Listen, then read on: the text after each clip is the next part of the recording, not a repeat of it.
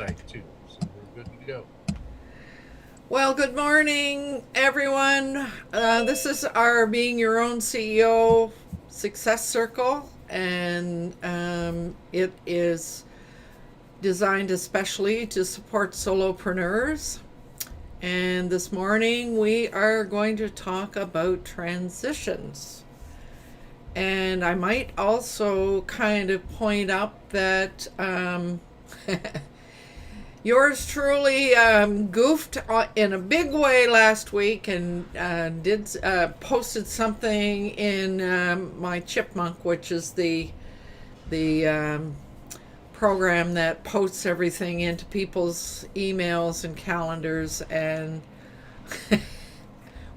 we're living with the results of that that goof today. So thank you very much to Vivek for helping me correct it, and that you, those of you who arrived, actually found the right link. So, but since there aren't many of us here, let's just introduce ourselves rather than doing these things. So, Vivek, you were here first. So, how would you like to introduce yourself? Oh, you just disappeared. So, David.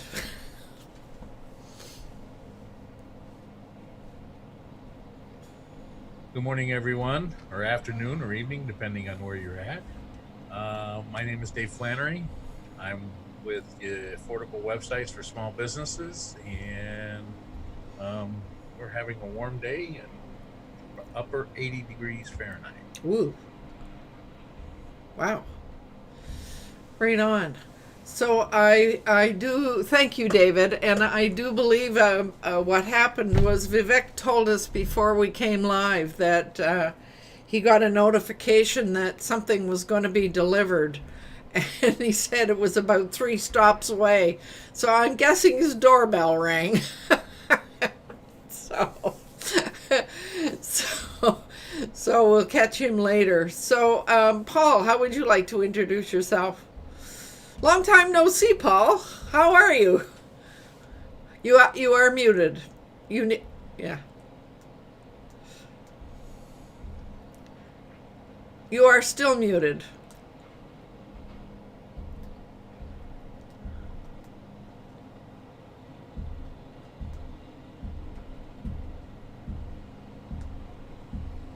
Well, let's move on to Fred. Can you unmute Fred? Oh, there. Paul is no.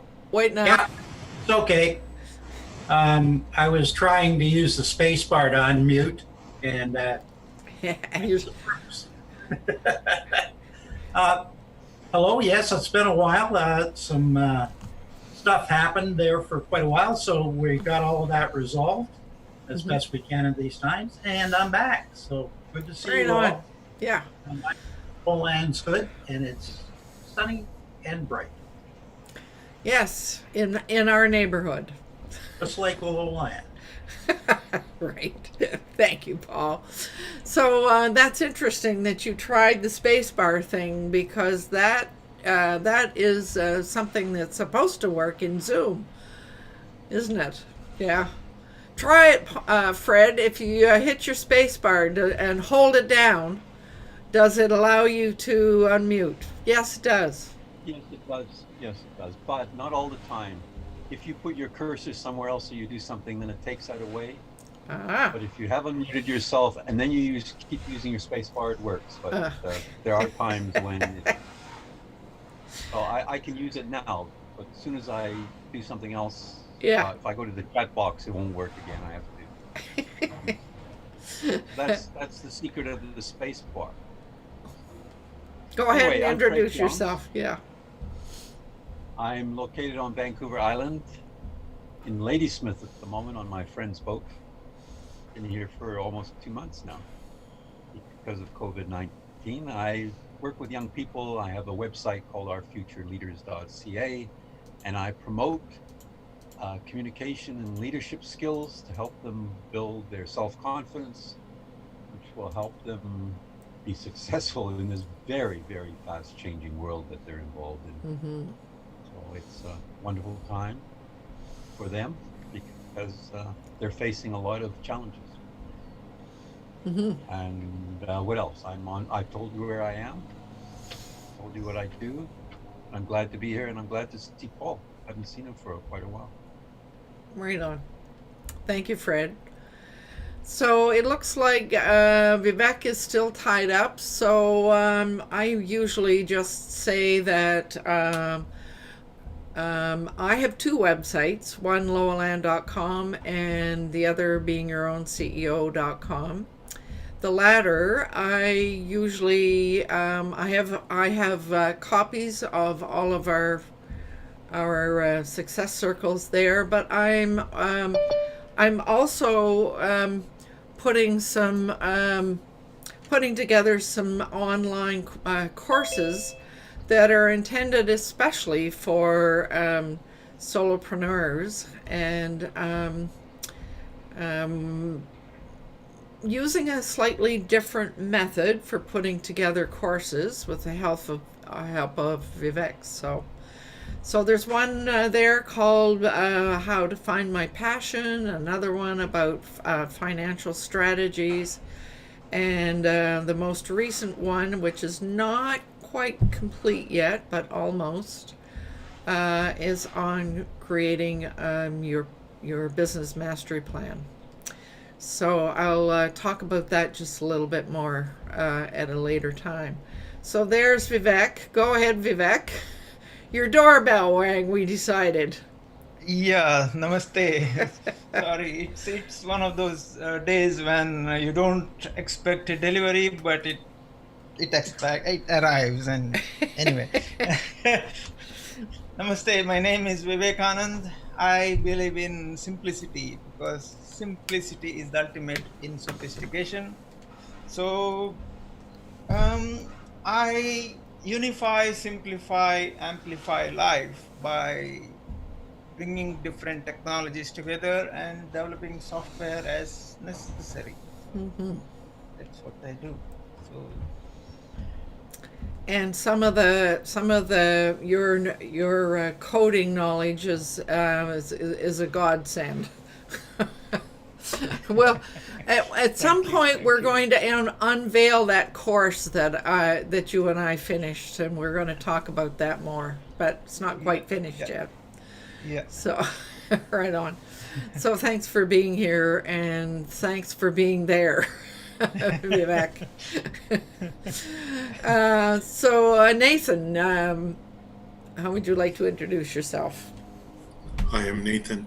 I'm coming to you from Mexico, a place called Tlajomulco de Zúñiga. How's that for a mouthful? Whoa, wow. Which is actually south of Guadalajara, but my girlfriend has told me, say Guadalajara because nobody will know what you're talking about. Right.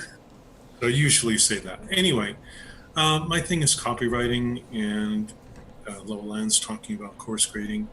I have a course that I've been working on with a colleague out of Australia. It's all done, but the major headache has been setting it up with software, and we had many issues, but it looks like, crossing my finger, praying to Shiva, that we might actually finish it today, might actually get it to go live. There are all these bits and pieces, as you would know, Lowaland, and just got the green light from the software company where we're using this plugin. Just got the green light this morning, so looks like it can finish everything.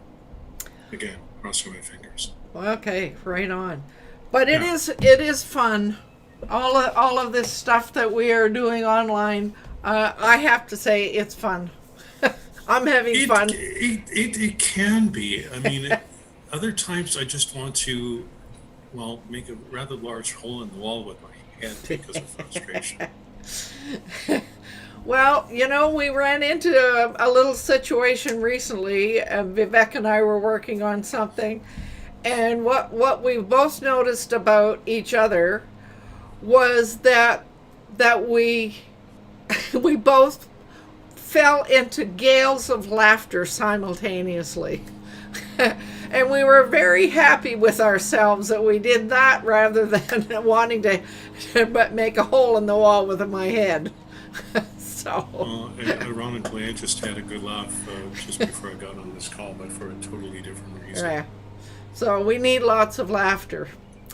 It is hugely important at Yeah. any time, and especially these days, as Yeah. we all know. Yeah, absolutely. Okay, so now I also want to acknowledge Javita, who is one of our community, who is out there sort of texting us, I think, in YouTube. So good morning, Javita. Glad you are here. So now this morning, we had some time ago decided that we were talking about change, and last time we did talk about change, and I think someone, I don't remember anymore who suggested that we actually look at the whole process of transition. So I've done quite a bit of research on this, and I have some things to share, but I thought it would be interesting to start us off just with something kind of general. First of all, when I did a Google search with just the word transition, it was interesting that almost everything that came up had to do with writing. And so one of the definitions that I kind of liked could be about writing, but it could also be about life. And so transition was defined as a bridge between one chapter and the next. So we can look at that in terms of writing, but it's a lovely metaphor for thinking about and talking about a chapter in our business or a chapter in our lives, and moving on to the next chapter. So I kind of liked that definition. There's another one which builds on that, no pun intended. It's something that I've used over the years to describe getting things to work in your life. And so what I use is this idea of building a bridge. Yeah.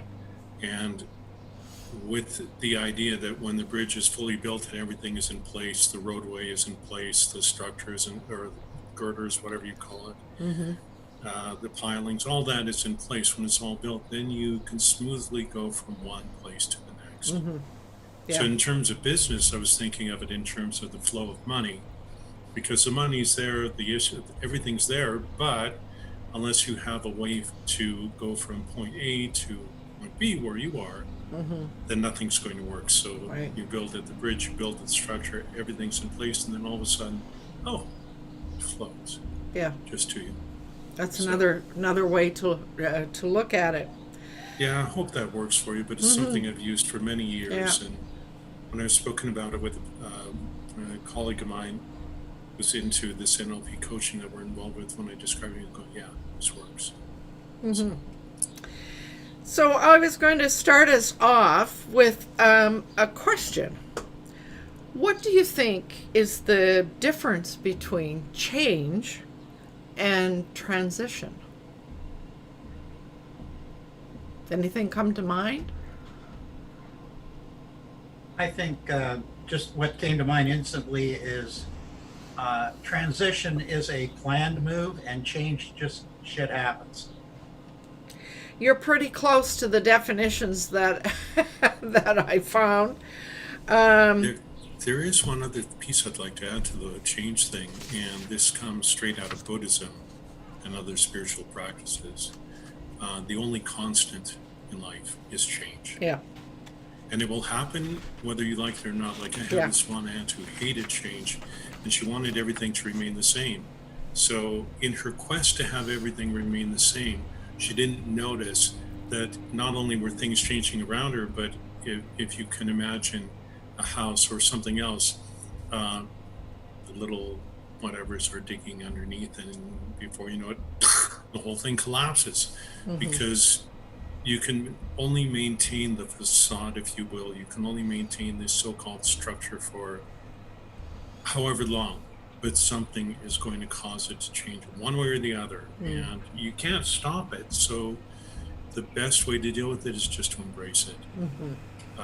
From a spiritual perspective, which I'm sure Vivek would appreciate, it has to do with the concept of letting go. Well, So now one of- you're anticipating. So, can we just put Sorry. that aside? Because Well, I guess I'm yeah. on target then. You're Okay, cool. you're moving on. We'll get there. So the somebody else waved. Was it David? Did you wave? You had something you wanted to say. Well, someone stole my thunder. He's sitting next to me. He's called Paul. Okay.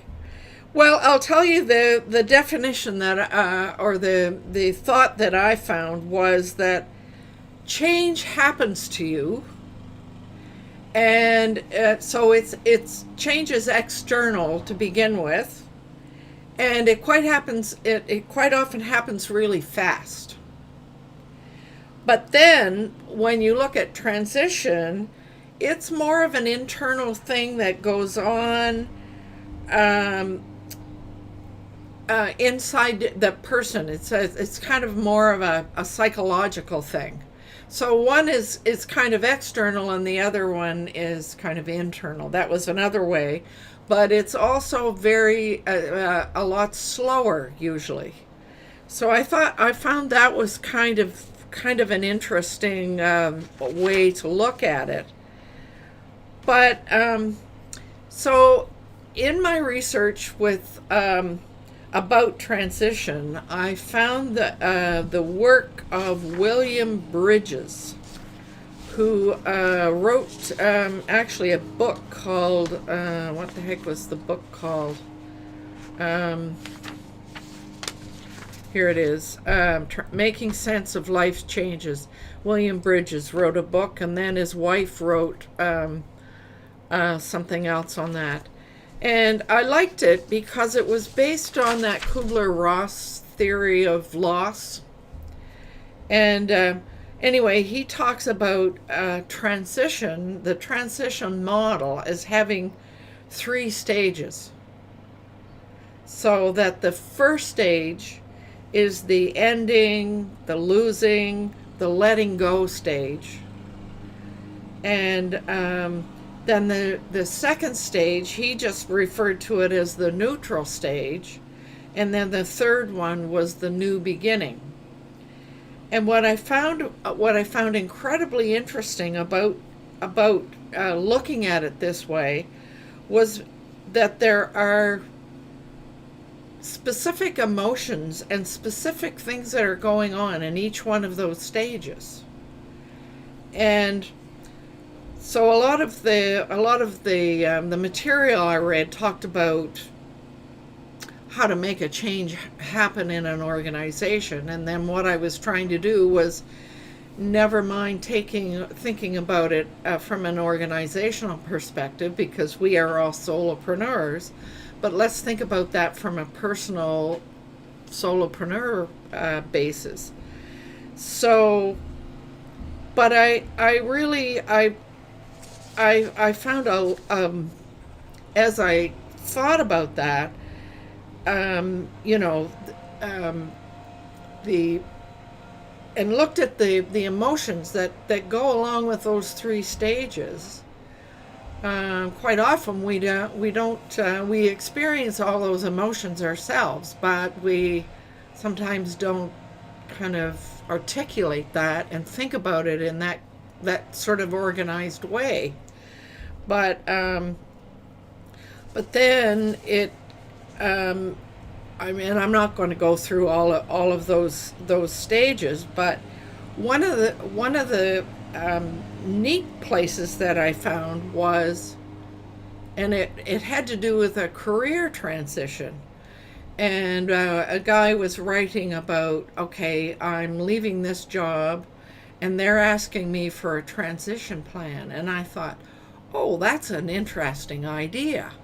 If we were even thinking ourselves that if we're moving, change is happening, And if we know that we need to move on, it would make sense to kind of create a bit of a plan. So I began to think about all of this from the perspective of what we would do individually. And I began to realize that, if we wanted to create a plan of some sort for moving forward, we would really need to do some thinking about what is this plan, and why is there a change happening, and what will be different. I mean, we have to be really concise about it, what it is. And a lot of the organizational material that I read showed that they had a series of questions that they talked to people when they went into organizations to help them deal with and make transition happen. They had 3 questions: what is changing, what will be different because of the change, and who's going to lose what. And I thought, now isn't that interesting? Because as I read, they were talking about various levels in organizations, and the guys at the top are deciding to make a change, and they're trying to make a transition happen. They've got all these vague things. But when it comes right down to the nitty-gritty for the person doing the work, they need to know specifically what is going to happen. And so as I was translating that over to ourselves, moving forward from a change, trying to move forward, I realized that we need to be really specific as we're even in our thinking about what is that going to be? Why is it? Why would I need to do that? So, and then the other thing I decided was that from our perspective, yes, there's a big change out there. And yes, I need to figure out how to transition to that change, but how do I feel about it? So how is that change going to impact me? How is it impacting how I feel and my productivity? And one of the things that we've learned about this transitioning is that the middle stage, even the neutral zone, is to recognize that productivity is probably going to go down a bit in that phase. So, and then I kind of thought about, okay, let's look at our old way of doing things. Let's do an audit of that and figure out what's the work, what's my role, who are my colleagues, what are my daily schedules, what are my responsibilities, what tools am I using, and what skills am I using. And if I were able to sort of articulate all of those things in a very specific way in the old way, then I should be able to take and look at the same things in the new way, and be able to talk about and as in that zone, that neutral zone, there are going to be a few things we really don't know that we're going to have to sort of think through. Well, then, as time goes on and we figure out all those pieces, then we're ready to go into the new and really move forward with a different set of approaches.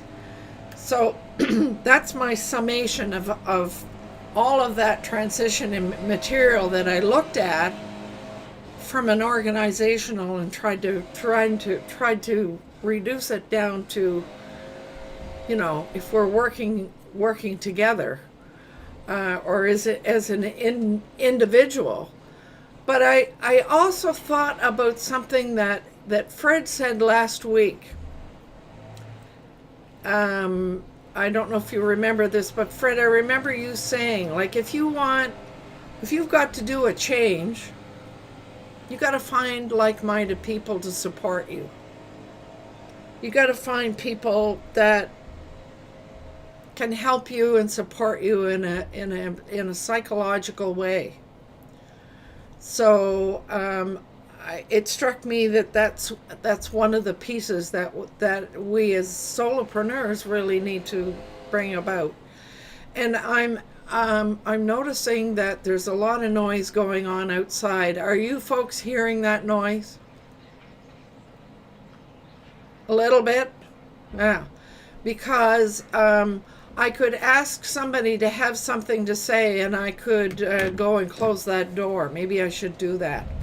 So I'm going to go stop my video and mute. So who would like to react to what I just said? Nathan. Not so much a reaction, but just an observation, like something that was going on in my life yesterday that was bothering me a lot. It's something that had happened at another time. It was a relationship issue, and the problem I was dealing with is called the silent treatment, or stonewalling. And I've been reading a lot about it, trying to figure out how to deal with it. And I watched a couple of videos by Tony Robbins, and then later in the day yesterday, it suddenly hit me what I could do. And I used an NLP strategy called reframing. I don't know if any of you are familiar with that. Mm-hmm. Okay, good. So I just looked at all the different things, all the negatives that one would experience to do with stonewalling or silent treatment. And I wound up reframing it into a totally different way of looking at it, such as space to be quiet. Thinking of it as perhaps like being on a holiday, and just taking time for me in my life, just doing what I need to do and not worrying about whatever is going on. There were a whole bunch of things, and I wish I had the list in front of me, but I don't. But in terms of this thing called change, and the idea that change can quite often happen suddenly, that was exactly what happened yesterday. But the reframing allowed me to see everything in a completely different way, from a way that I'd never been able to see it before. Had I known back then what I now know now, a lot of what had happened would not have happened. The other thing that I realized is that sometimes we make really bad decisions. And back then, when I was dealing with this problem, I made a bad decision based on a belief, which is you make your bed, you lie in it. Mm-hmm. Well, that was a huge mistake. And but looking at it now and going, wait a second. And so the reframing helped quite a bit. Mm-hmm. And it also made me realize there is another way of looking at this, and it doesn't have to be so bad, but still needs to be addressed. So really that's of help to those of you here. Well, and certainly that reframing, I didn't hear the beginning, but the reframing, that helps in that stage one where we've got that resistance, and we're all emotional about it, and we feel like we're being forced into something, and and what do you do? And it's based on a whole myriad of emotions. And the research that I did indicated that until somebody is able to talk about those emotions that are occurring, and that others are able to listen empathically, and that can help that person as they're speaking about all those emotions and all that uncertainty and the fear and the disorientation and all of those things that are happening in that one stage. That person needs help from outside usually to be able to finally let go of all of that. and in organizations quite often, that is sort of seen as, oh no, we're just focusing on all the negative stuff. And of course, the research says that people need to be able to articulate those emotions before they can let go and move on. And yeah, Paul. Go ahead, Lolan, when you're finished. No, it's fine. Go ahead. Okay. One of the things to keep in mind as well is that it's not only us that are involved in this, but our clients as well. Mm-hmm. A classic example is I sit on a council for our condo, mm-hmm. and we had a board meeting and we were using Zoom. We had two people that just were having an awful time with Zoom. So we switched to the new Google meeting thing, and the problems were resolved. So when we're involved with all of our own change, we tend to forget about the change that's happening to the people that we're associating with that are related to that change. That's a good point. Dealing with our own makes us forget. Makes us not listen empathically to other people. Yeah, good example. So, but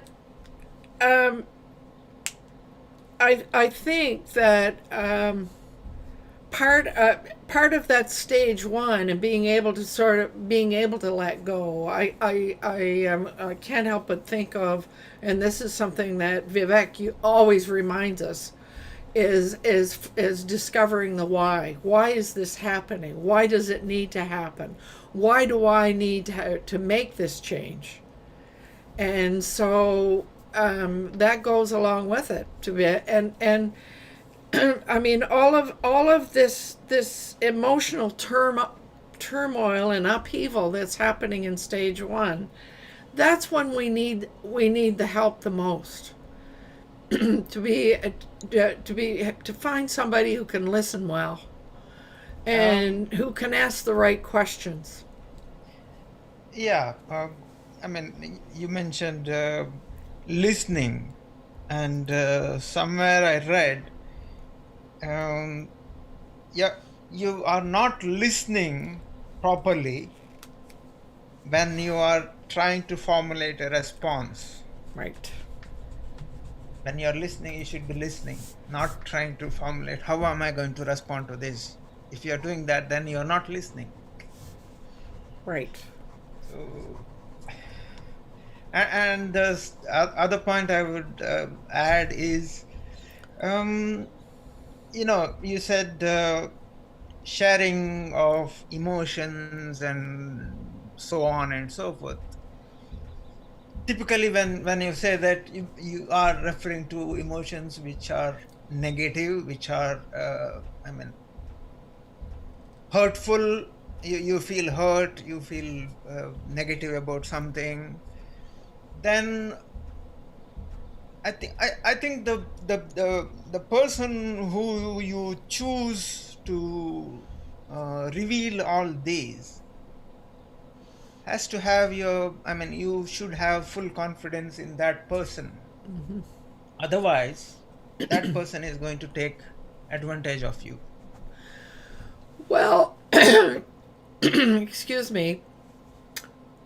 I suppose so that trust is earned. That's what I'm saying. Mm-hmm. It's not you just don't go to a random person, explain your things, and no. Even in an organizational setup, mm-hmm. Often it's the human resources person who appears to be that person with whom you can no, it's not true, not the proper person really.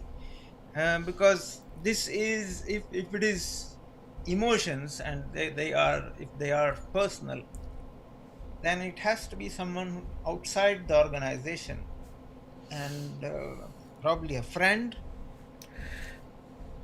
and the trust has to be earned, not just given. Not it has nothing to do about the I mean, what the person holds, position, none of that. It's person to person. Well, I go back to something Fred said. If you get together with other people who are experiencing the change, sorry, people who are going through the same thing as you are, quite often are able to hear what you're saying because they're going through it too. So, from an organizational perspective, what was suggested was to, from the boss's perspective all the way down, is to give people the room and the time to be able to express all of that, and I'm not talking about deep-seated emotions, but things like frustration and feeling disoriented and you don't know where things are going. I mean, these are things that everybody is experiencing in that change process. But to be able to allow people to articulate that is a really important thing, so that they can actually move on and be able to say, okay, so, but if I can figure out why this change is necessary and why it's important for me to move on and to be able to let go. I mean, it strikes me that there are lots of people could help me sort of, or lots of people could help people do it for each other. Why is this important? So, the research on all of this is the importance of being able to acknowledge and speak about it before an individual can actually let go. So, and that's a common mistake that organizations make. So I guess from a solopreneur's perspective, I need to be able to think about what my emotions are about changing from, let's say that I've learned that this way I'm doing business today is probably not going to work very much, and I'm going to have to move on to do business in a different way. So why is that, and why is it important to me, etc. So, so that's the organizational understanding of how important. And as an employment counselor years ago, we used a very similar model to help people deal with the fact that they got fired or they lost their job. We discovered that we couldn't help people move on to even looking at applying for another job as long as they had all of that emotion all tied up inside. So we spent a lot. I spent it as a supervisor. I spent a lot of time helping my counselors deal with. Deal with, not try to rush it through, deal with that person as a human being and help them articulate all of those emotions first before we expected them to dive out and get their resume done and apply for a new job or whatever. So this is this is not new theory. It's been around a long time, but often we tend to forget it. So, yeah. So, as I was thinking about, again, sort of, okay, so if I know I've got to move from change from this to this, make a change, and I'm in this transition, then maybe it does make sense to try and put together some kind of a plan that would help me sort of determine how to the things that I want to take with me and the things that I want to leave behind. That's going to be an important piece. Yeah. So I've been doing an awful lot of talking here. So Paul. One thing that you talked about, I think it's been my experience that not to focus on what you want to leave behind, just on what you want to take forward. Right. Because if you're doing a transition, if you think of it as building a bridge, both sides of that bridge have to have a firm foundation. Mm-hmm. And your knowledge base and all of the positive things that you have is the foundation that the bridge starts Absolutely. to go to. Yeah. Yeah. Well, I said the what to leave behind. I guess that's the letting go piece. So, but I agree with you. I mean, it's way more important to be looking at, being able to articulate, these are my strengths. These are the things I know how to do. These are my colleagues that I'm working with. These are all the positive things that I'm going to take with me as I'm moving forward. Yeah. Good point. So, Well, and just on that, a classic example of that is when companies go into transition, and they lay employees off. mm-hmm. How many times do a group of those employees get together, create another company that goes on to be hugely successful? So,